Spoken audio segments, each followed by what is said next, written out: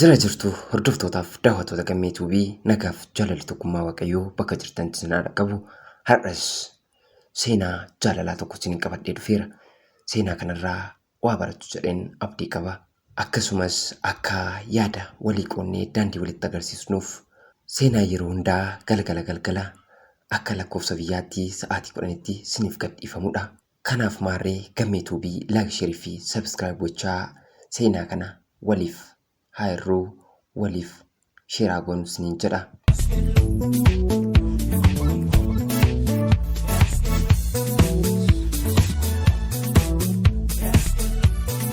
U'uu jedhiitii qabeenyaa dalagatte maatii keerraa fudhadhu naan jedhe. Anammaaf maqaa komachuun barbaadu. Dhaladhee kanan guddadhee godina Shawaa Kaabaa Garba Gurraachatti. Umuriin koos akka barnootaaf ga'een maatiin koo barnootaaf na galchanii. Anis egaa tokko lama jedhee haga kutaa 6tti ergan baradhee booda yaadonni biraa na keessa galuu eegalanii. Akka carraa ta'ee abbaan kiyya hedduu na jaalata. Haati kiyyas na jibbiti jechuu miti.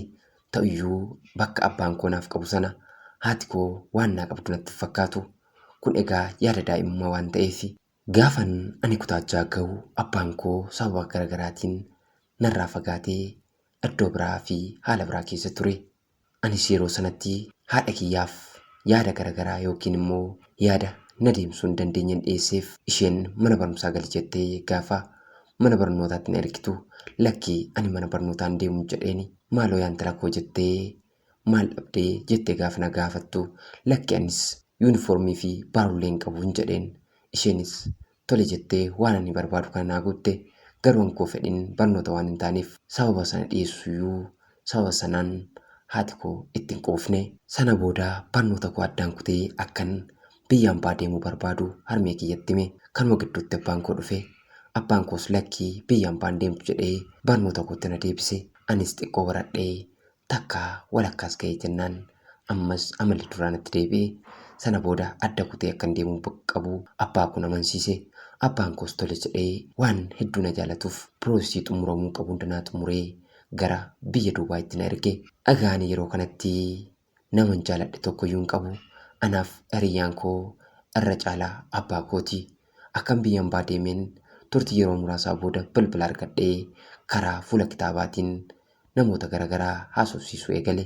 Garuu maatii kiyya bilbiluma kallattiitiin isaanii bilbilee isaan dubbisaa ture. Dhagaa kanuma keessa ture.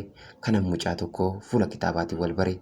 Mucaa kanas akkuma wal bareen ani jaallaaf nama haaraa waan ta'eef isa waliin haasa'uu eegale. Mucaan kunis olee osoo hin bullee gaaffii jaalalaa dhiyeesse.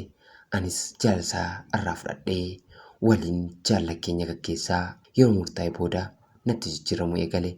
Innis yaadota garaagaraa natti kaasee na dhiphisuu fi na jeequu eegale. Anis sana booda lakkii kana booda si faana deemuu hin danda'u hin jedheeni. Amma kanan biyya hambaa jiraadhee waggaa hedduu lakkoofseera. Sanaan alatti hiriyyaan ani qabuyyuu homtuu hin jiru. Ammas gara biyya abbaa kootti deebi'uu waan hin qabuuf maatii koollee yaadee waan hin jiruuf jedheen gara biyyaatti deebi'uuf karoorse. Osuma gara biyyaatti deebi'uuf karoorsaa jiru mucaan tokko gaaffii jaalalaa dhiyeesse. Ammas egaa homaa gochuu hin dandeenye. Ilmi namaa addunyaa kanarra jiraatu kophaasaa hin jiraatu. Kun immoo uuma rabbiiti. Addaam yookiin Adam gaafa rabbiin kophaa ta'uusaa beekuu Hawwaa yookiin Hewaaniin lafee cinaacha isaa keessaa baase. Kanaaf dhiirris ta'ee shamarri kophaasaa yookiin kophaa ishee guutuu taatee jiraachuu hin dandeessu. Ani kanas hedduu beekuu baadhu yeroo sanatti akka namni na barbaachisu ilma naaf gala ture. Kanarraa ka'uudhaanis ammas mucaa lamaffaa kanaaf hiriyoomee tole jedheeni. Egaa akkuma biyya galeenis mucaan kun dhufee buufata booleetti simannaa naatti siyaasee na simate. Anis egaa isaa fi maatii koo walan barsiise. Yeroo muraasa booda akka maatii faana sirriitti wal beekanan taasise. Kanuma keessa aniif mucaan kun sirna qubeellaa walii goonee waliin yeroo murtaa'eef jiraachuu eegalle. Osuma isaa faana jiraachaa jiruuti egaa mucaan kun maallaqa dalagatte eessa jira jedhee kan inni na gaafate.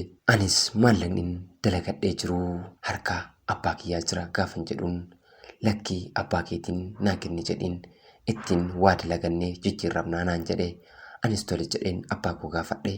Abbaa koo gaafan gaafadhu abbaan koo maal ittiin banachuu barbaadde hojii akkamii feete jedhee na gaafate. Anis lakki ofii kootiifan ittiin baradhaatii maallaqa konaaf kennin jedheen abbaan kiyya narra cimaa akkasumas waan na yaaduuf maallaqa sana harkatti naa kennuun barbaanne. Dhagaa hiriyyaan koo kun abbaan koo maallaqa kana naa kennuu dhiisuu isaatti baay'ee natti aare. Anis filannoon qabu waan ta'eef na didee naa kennuu didee hojii yoo barbaadde natti sii bana naan jedheen hiriyyaa koo kanatti hime. Hiriyyaan koo kunis maallaqa barbaaduu isaarraan kan ka'e maallaqa kana irraa fudhachuu qabda jettee iyyitee yoo isaan didan immoo mana isaanii irratti gubdee maallaqa kee siif kennuu qabu jedheen na gorse. Anis sababa kanaan abbaa kootti baay'een qabame.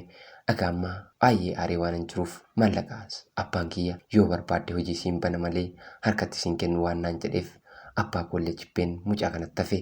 Dhagaa sinitti agarsiisu yaa obbolaa koo gaafan harka duwwaa ta'e kanatti hiriyyaan koo kunis lafa duwwaatti nagatee narraa fagaachuu eegale.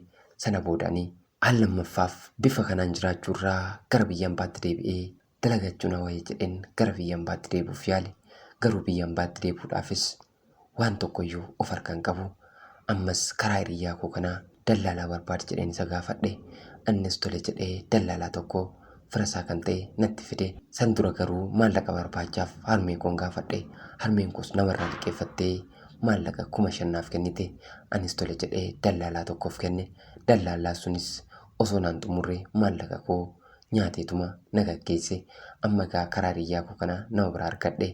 Karuma kana amma karaa xiyyaaraas ta'uu baatu miillaan daangaa qaxxaamuree biyya ambaatti deebi'uun karoorse. Dhagaa homaa gochuu hin dandeenye. Maallaqni ani qabu biyya ambaa nan deemsu waan ta'eef maallaqa al lammaffaaf barbaadeen karaa Gondor bahee Sudaan qaxxaamuruunan gama galaanaatiin biyya ambaatti malee yeroon waan kan hunda argu hiriyyaan koo eessa jirta? Maal keessa jirta? Maal taate? Ani siif jira, si cinaan jira. Abshir obsii jajjabaadhu ni ceena ni dabarnaan hin jenne. Sa'aatiin ani rakkadhu kan hunda isaatti inni narraa fagaatee jira. Amma egaa kaleessas wanti inni natti dhiyaateef yoo jiraate jaalla maallaqaati. Maallaqni ani har'a of harkaa qabu homtu tokkoyyuu hin jiru. Maallaqni koo Rabbiin kan naaf kenne fayyaa qabaachuu kooti.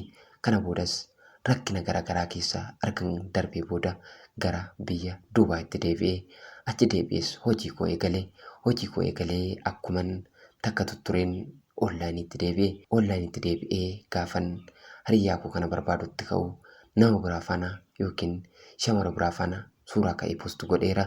Anis hedduu tokkoon gadde maaltu galee jedhee isa gaafannaan innis ati nagattee deemnaan akkas godhe naan jedhe. Anis egaa haa ta'u lafan ani rakkadhetti kan nafaan hin jirre har'a gaafan waa jajjabaadhe kana maallaa gootaadhaaf jedheen isa gaggeesse.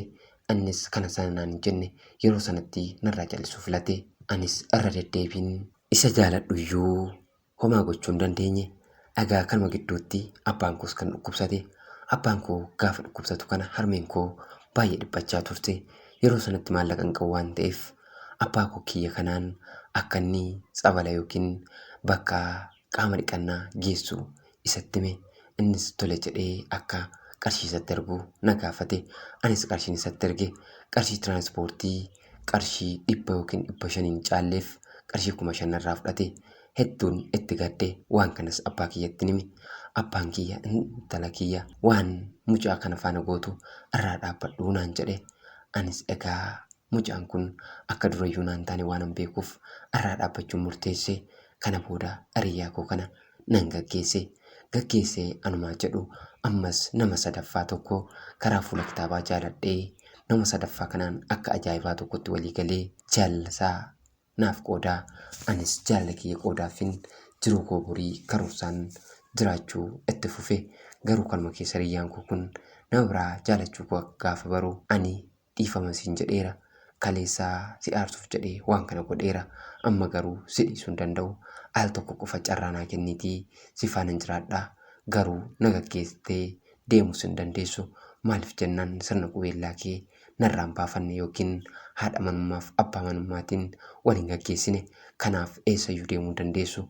Kanaan alatti immoo dhiifama naa gochuu qabda jedhee araara yookiin dhiifama akkan godhuuf na gaafate.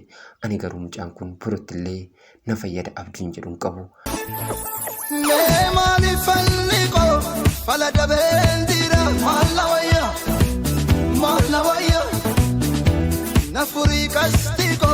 Furmaan lisii birra maalla wayya maalla wayya akka biftuun baate lixxu sumal yaada maalla wayya maalla wayya ibe bira qabu jaalala kee aadaa maalla wayya maalla wayya.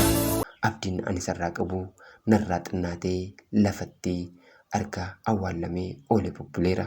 Mucaan amma jaaladhu kana gaafa ani dhiphadhee yoo bilbila keessan sagaleen kiyyaaf yaadni kee jijjiiramillee maal taate jedhee namatti dhaabbachuudhaan yaadaan na gargaara. Yaa obbolaa koo sinitti agarsiisu dhagaa amma ani nama haaraa kana faana jiraachuudhaaf lafa murteessetti hiriyyaan koo kaleessaa gaafa rakkinaa fi gaafa dhiphinaa na faana hin turre kun har'aa na dhiifteen deemtu dhiifama naa godhi wanti dhiifama caalu hin jiru jedheet natti watwaachaa jira. Odoo sin ta'eetii maal gootu laata? Nama bara laallatee isinitti deebi'uu fi bara laallatee isinirraa fagaatu waliin bara laallattanii isinis itti deebitu moo irraa fagaattu? Yaada keessan barbaadeen kan faana akkan jiraadhu naaf himaa. Obboleettii keessan magaalaa Duubaa irraa horaa bulaa deebanaa. Hayya obboleettii keenya seenaa kee waan nu qooddeef guddaa galatoomi. Daawwattoonni Gammeetuubis yaada keessan akka qooddaniif abdiin qaba. Anis egaa akka yaadutti nama jechuun gaafa namni qabu yookiin gaafa namni qabeenyaan badhaadhee waan hundi guuteef nama faana jiraatu miti. Lafa rakkinaaf lafa gidiraatti nama si faana dhaabbatetu borullee galmaan si ga'uu danda'a. Har'as maallaqa waan qabduuf itti fakkaateet dhiifama si gaafatamoo maallaqa waan qabduuf laata? Dhagaa kana adda baasuun ga'ee keeti. Namni kun dhuguma garaa jaalalaa yookiin balleessaa isaa beekee dhiifama yoo si gaafate rakkoon qabu. Har'as maallaqumaaf sitti dhiyaata yoo ta'e boruu keellee balleessa malee namni kun hanga dhumaatti si faana jiraata jedhee yaadu. Kanaaf ati waan kana kallattii dandeessuun adda baaftee qorachuun ga'ee keeti. Ani garuu namni kun bitaattis ta'e mirgattis nama maallaqa jaalatu wayii natti fakkaata. Tilmaamaan murteessuurra immoo ati keessa jirta waan ta'eef waan kana buustee baastee irratti yaaddee xiinxaltee gara lapheen kee jirutti godaanuu qabda. Dhugaadha. Jaalalli waan baay'ee nama gooti. Nama jaalattuuf yeroo kamuu bakka kenniif. Bakka yoo kenniteef nama ati jaalattu. Kanaaf yaa obboleettii kiyyaa akka dandeessutti adda baasi. Daawwattoonni Gammeetuubii yeroo kamuu yaada keessan nuuf qoodaa. Karaa barbaadan naaf arguu dandeessu. Feetaa waatsaappii, telegiraamaaf immoo irratti jechuudha. Har'aaf yaadni kiyya kana fakkaata. Horaa bulaa deebanaa Gammeetuubiidhaa Oromiyaarraa.